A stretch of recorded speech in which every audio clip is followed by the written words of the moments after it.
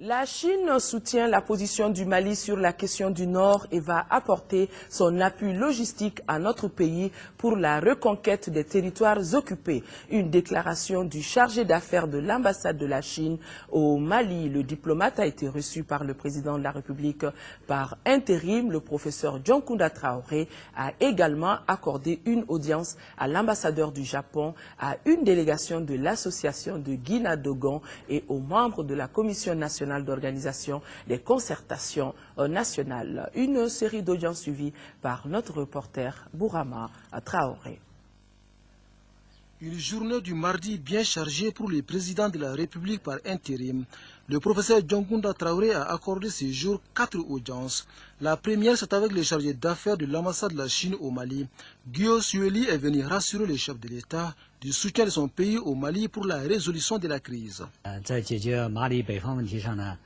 La Chine soutient toujours avec fermeté la position malienne dans cette question.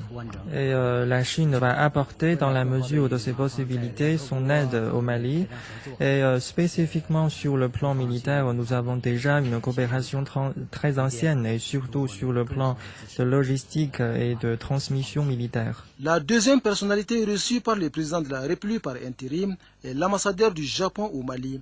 Le diplomate japonais est venu faire ses adieux au chef de l'État après 2 années passées dans notre pays. S'exprimant sur la situation actuelle du Mali, l'ambassadeur du Japon s'est dit optimiste. C'est triste maintenant, mais quand même, je suis toujours optimiste.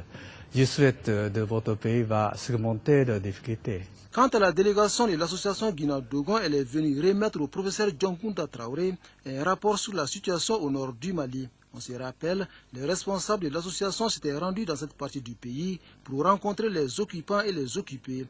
Ce rapport élaboré à l'issue de cette mission fait certaines recommandations. Il faut dialoguer avec ces gens du nord, enfin les occupants qui sont au nord. Et deuxième chose, il faudrait avant les concertations nationales avoir les notabilités des régions du Nord et s'il y a les concertations nationales, les inviter à participer à ces concertations-là.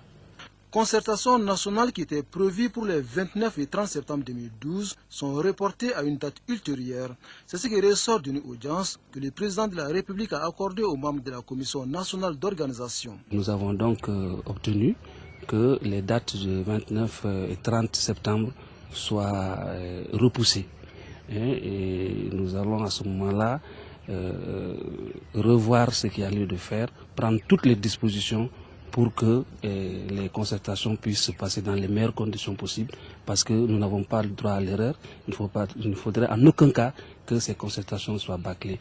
Au terme de ces concertations nationales, les Maliens doivent regarder dans la même direction, parler le même langage et œuvrer ensemble pour l'unité nationale.